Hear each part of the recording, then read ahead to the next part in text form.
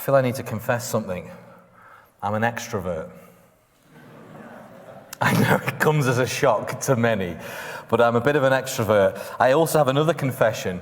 I'm an external processor. If you've ever sat in a meeting with me, I think as I talk, and there's one or two of you grinning like anything now going, oh yeah, we thought he was saying this, he was actually thinking that, and he's all over the place.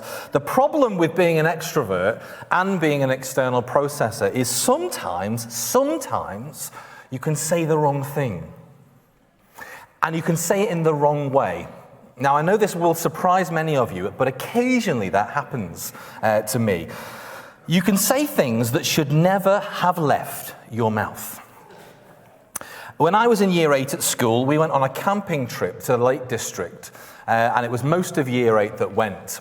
Great fun, camping outside, under the stars, brilliant sleeping bags, all of that stuff. It was an absolute blast.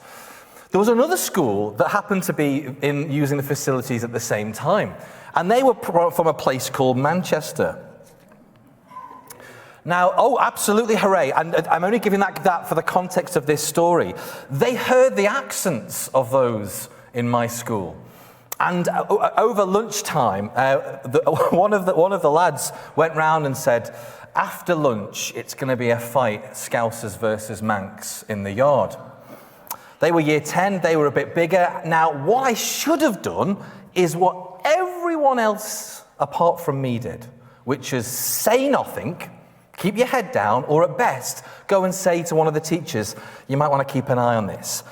For some reason, my brain decided to do something different. I responded to, we're going to have a fight in the yard, to, I can't tonight, I'm washing my hair.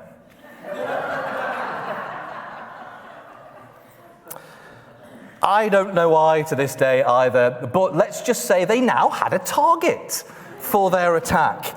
But it was okay, I was rather quick in those days, I managed to escape. Sometimes we just shouldn't speak.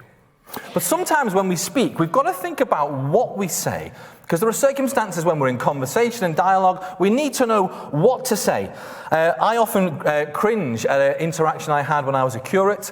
We had a small car park at the front of the church that I was serving in Saltney, and for some time, a local florist was parking his van there.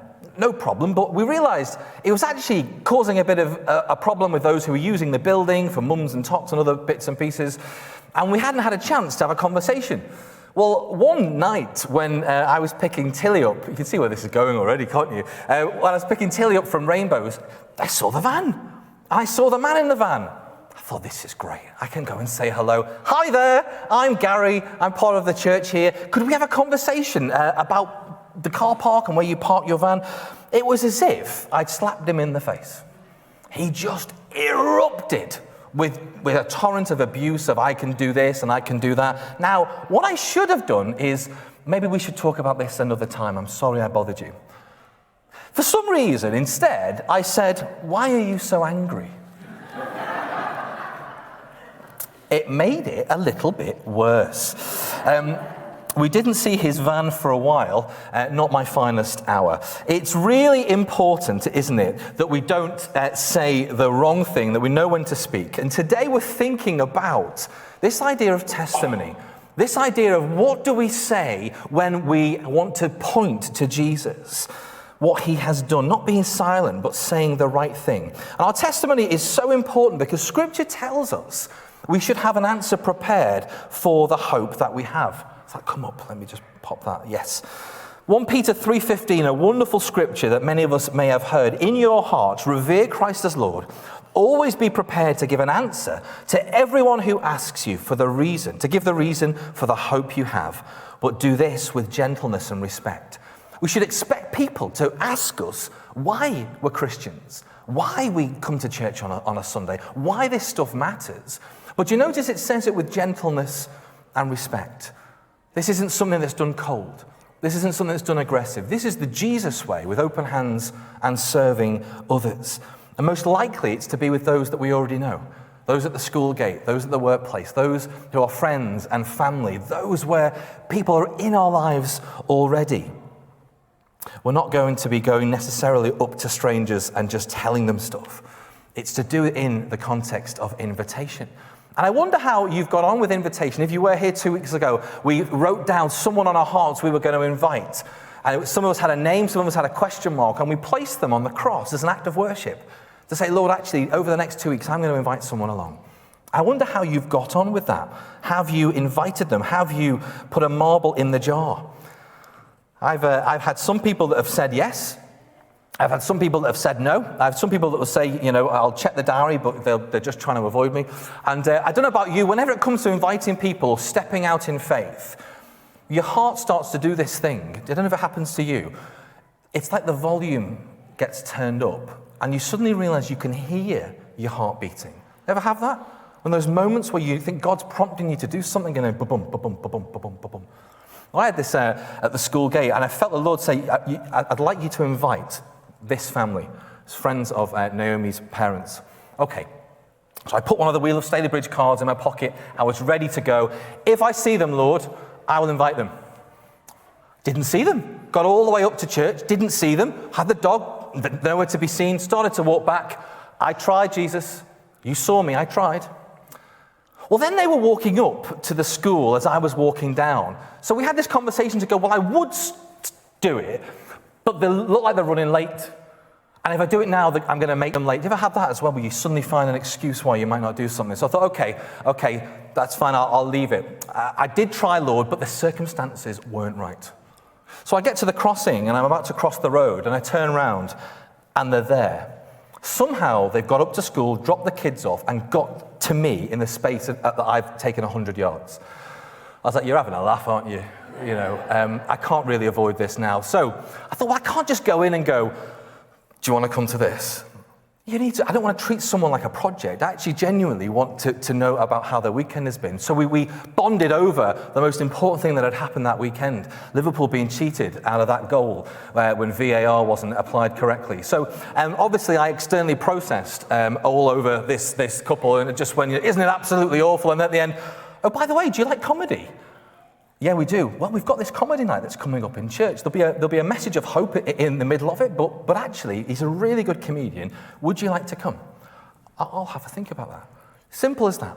Simple as that. I wonder how you've got on as well. Because when we invite, there are often three responses that we'll get. We'll get a yes. It might start, though, with a, let me check my diary, or I'm not too sure, or let's see what's going on. Or we'll get a no. And they'll be similar. I just need to see what we've got coming up. But the third one is you'll get a question back. I didn't know you went to church. I didn't know that you were religious. I didn't know that you had faith. Have you ever had that when you've invited someone along? I didn't know. Because what I'd just love to say to you, if you've invited anyone, really well done. Whatever their response has been, our job is not to bring people into a building. Our job is to be faithful and witness to Jesus. To invite people along is doing the thing that we've been called to do. So if someone has said yes, well done. If they said no, well done. If they've gone, I didn't know you went to church, well done. Because you've opened your heart to the deepest part of who you are and let them in. So really, really well done. But I don't know about you, when someone does say, I didn't know you went to church, what do you say next? What do you say next in that moment? Have you ever felt out of your depth, not knowing what to say? And I'll put this another way. If you haven't ever felt like that, put your hand up. Thought so. Most of us, apart from John, have often felt out of our depth at some point, not knowing what to say. I'm not saying that's where we are now, but we can often feel like that. And we can often feel, what do I say if they ask me a follow-up question? What if they ask me something really tricky? Do you know what? It's probably best I don't even talk about Jesus, because if I do, and they ask me something, and I don't know what to say, I've messed everything up, and Jesus will be cross. So we don't do things. We don't know what to say, or we're fearful of what to say. There was a study by CPAS, they're a mission agency, and they did some research after COVID, and they found that when they interviewed people, the two reasons that people don't share their faith primarily is, the first is, we're not sure what to say, and the second is, we're scared. Now, I don't know if you would resonate with that, but that can often be the case. We don't know what to say, and we're a bit nervous about doing it. What if we don't have the biblical knowledge? What if we don't have the deep theology to answer things? And this is why the scripture today is so good. Because it helps us realize we don't need to know the answer to everything. We don't need to be fluent in Greek. You don't need to know your Hebrew inside out. You simply need to point to what Jesus has done in your life. See, this crippled man here, he doesn't at all talk about the Old Testament and give an overview of God's sovereignty from creation to new creation. He doesn't do that. He doesn't take them through. He doesn't even go, and here, if we look at the wisdom books and the poetry, and if we look at the minor and the major prophets, and if we look at the law here, he doesn't do any of that stuff. He doesn't even talk about the future Messiah who's going to come and go off to glory and return. He doesn't even talk about what Jesus has been doing at this point. He simply says what Jesus has done for him in that moment. So important that we get this, so important. He talks about what Jesus has done in his life, and this is what he breaks it down as. This is what he breaks it down as. He was crippled, he met Jesus, he's no longer crippled, he tells others. No, seriously, if you look at it, that's exactly what happens. It's as simple as that. I know you might want something a bit meatier from me this morning, but really, this is what's going on in the text. He's been there for 38 years. Can you imagine being by a pool and your hope for being healed is a superstition? Every time the pool moves, God's going to do something. So you try your best to get to the pool, but people get there quicker than you. You never get healed. You're left disappointed, waiting, 38 years. You can't get there quick enough. He meets Jesus in verse 6. Classic Jesus. Don't you just love Jesus? I mean, obviously we do, that's why we're here this morning, but don't you just love some of the things that... Externally processor, honestly, I'll think as I talk. Don't you just love him? But some of the questions that Jesus has are just wonderful. Do you want me to heal you? Do you want to get well? Well, in other places we go, what do you want me to do for you? And what Jesus does in these moments is he's teasing out our deepest longing. He's saying, do you really want me? Do you really want what I can do? Because you don't need the pool, you've got me. Watch what I'm about to do. And then get up and walk, verses 8 and 9. And then the rest of that section from verse 10 to the end is the testimony of this man, of what Jesus has done in his life. You see, if we were to build something theological and a framework about who God is and why Jesus has answered all the prophecies, and it would be absolutely true, things like that can get debated very easily back and forth. But if you tell someone what's happened to you, it's very difficult for someone to turn around and go, no, it didn't. Our personal story has real power because of what God does in our own lives. And what I love about this guy here is, we can often go, I don't know enough. He was nowhere near as educated as the Pharisees. And he points to what Jesus has done. They haven't even got an answer. All they go is, well, you really shouldn't be doing this on a Sabbath. They've just seen a miracle in front of them, and that's the best that they have. You can't easily argue what God does in that personal way. So we're going to look at this in a moment, but let me just say one quick disclaimer before we get into testimony. Sometimes we can be guilty, I don't know if you've ever thought this, of going, my testimony isn't exciting. No, I'm not going to ask you to put your hands up, but there will be people here this morning that go, I don't really have a testimony, or mine's not really fun, or I don't have some of the stories that we hear at Alpha. Everyone's testimony is good. This quote from Louis Gigolo puts it much better than I would. He says this. Sorry if I can actually click the slide. There we go. People say all the time, I don't have a good testimony, because they think their story has to involve some dramatic story of change from bad to good. But Jesus didn't come to save people this way. Sin doesn't make us bad. It makes us dead. Jesus came to save by bringing the dead to life. And that is an amazing testimony. If you're here this morning and you love the Lord, follow the Lord, even just a little, and you're trying to follow him more, yours is a wonderful testimony of Jesus bringing you to life. So how do we share that? Well, let me just say one quick thing. It's important how we don't share it. I don't know if you've ever been on the receiving end of what feels like being slapped in the face by someone's best intentions, where they desperately want to tell you all about Jesus and you almost feel like verbally assaulted. Anyone ever been or witnessed that? It's not always helpful for the kingdom of God. Jesus does things with an open hand. as he serves people. That's the model. When I was 17, and forgive me if I've shared this before, I was out in Liverpool with some friends, and I was meeting them in a different part of town, and there was a mission going on in the centre of town. And this person was speaking and was sharing the gospel. And as I was going from one place to another, I've been a Christian about a year or so, I thought I'd listen to what they said. So I stood there, listened to everything that was going on, and as I listened, someone else from the team came over and just went, "There's nothing in town for you. You need to turn away from that and come and know the Lord." And started to tell me all about how the things in my life were wrong. Now, they hadn't asked me a question. They hadn't introduced themselves. I could have told them, I actually believe this stuff. I'm a Christian. It was, I need to get this stuff out. That's not how we're called to do this. We're called to love and to serve and to come alongside people. So what do we say? Well, some of this stuff we're actually going to be doing at the Wheel of Stalybridge. And if you would like to be part of the team, to do some street evangelism, we'd love you to join. I know it might sound scary, but we're not going to be imposing stuff on people. It's going to be asking questions. We've got a questionnaire. We're going to be asking people what they think and then having an opportunity to respond. And so when it comes to what to say, often we get maybe just one chance to share with people the hope that we have in Jesus. So it's important that we think about what we're going to say. And if you've ever been asked and you go, I don't know where to start, just think of it like this. We're sharing what God has done in our lives. So I'm going to give us a little bit of a model to look at. But the first thing I want to say is this. When you're going to share your story about Jesus, can I just encourage you to share your story about Jesus? I know it sounds an obvious thing to say. Don't share someone else's. Share what God has done in your own life. As we said before, we were dead and we're alive. That's the exciting story. What has God done in your life?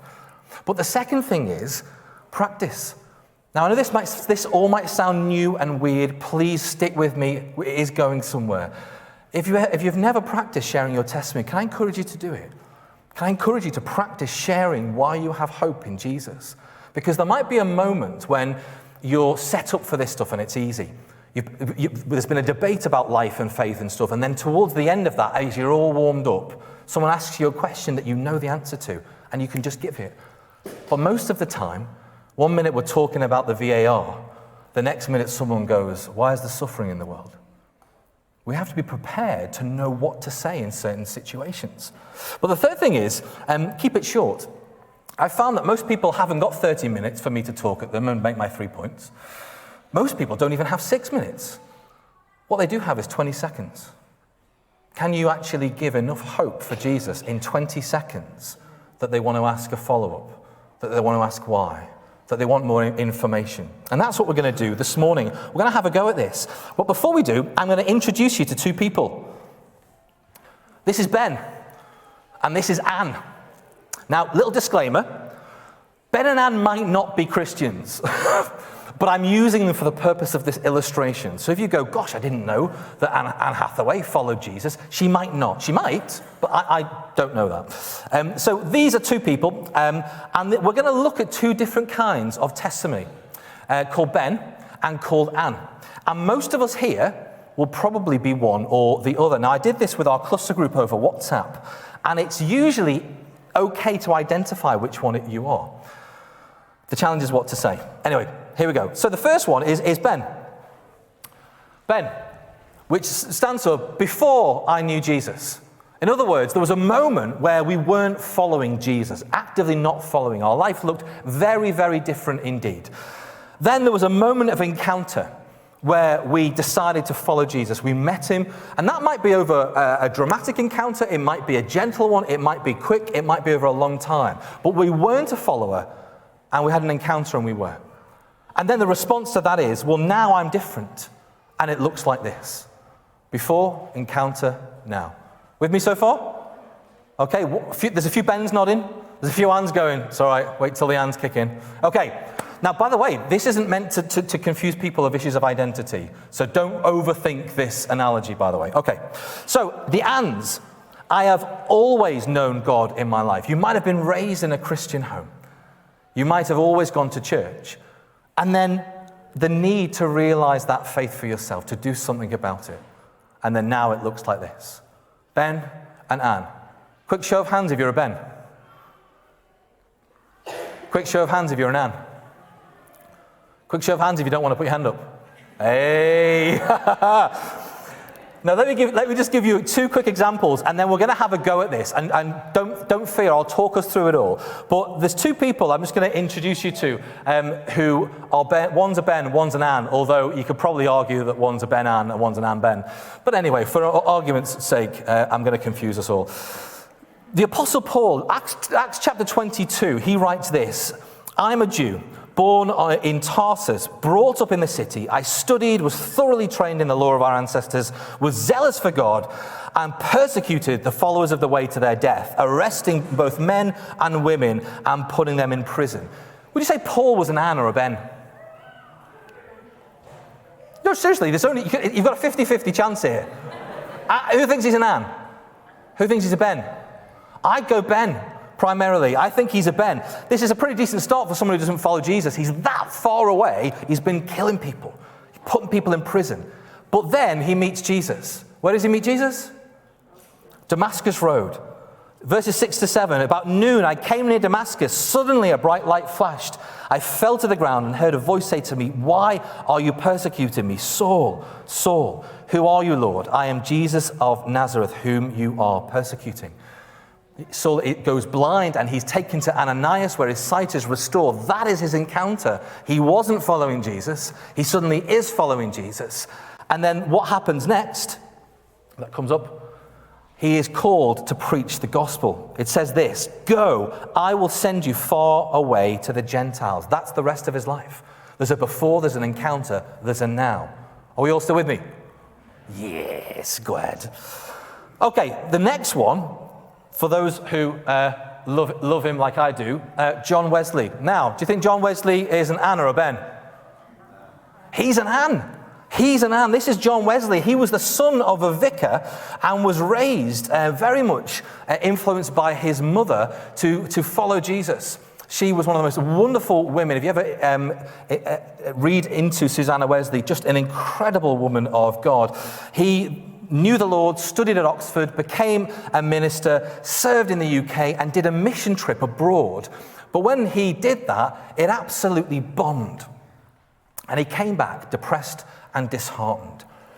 And then he was invited to a Moravian worship evening where someone was reading Romans. And as he was at this meeting, he describes in his diary that his heart was strangely warmed. He'd known the Lord all his life, but at that moment, fully believed that he was justified by faith alone in Christ.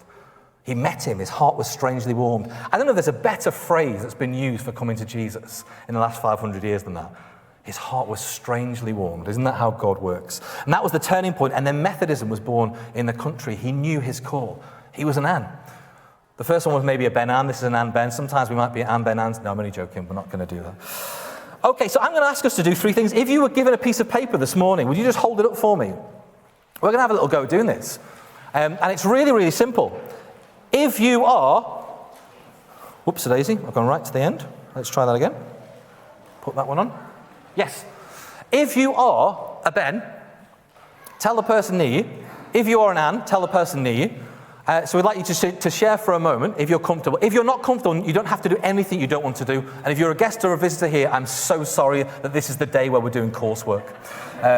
So I'm deeply sorry about that. But if you're comfortable, why not turn to the person near you, or next to you, or someone you've come with, and say, "I'm a Ben," or "I'm an Ann." Then, can you write one sentence for each of those headings? Just one sentence that explains the before, the encounter, the now, or the always, the need, and the now. And then at the end of that, if you're brave and the Spirit nudges you, why don't we share a few testimonies of God at work in the life of the church? Does that sound okay? Okay, I'm going to encourage you to do that anyway, even if it's not okay. So Beth, would you put some music on? We'll have 10 minutes to do this. So maybe talk for 2 minutes, write for about 5, and then we'll see where we get to. And can I really encourage you all to do this, even if you just do it by yourself, to practice sharing your story.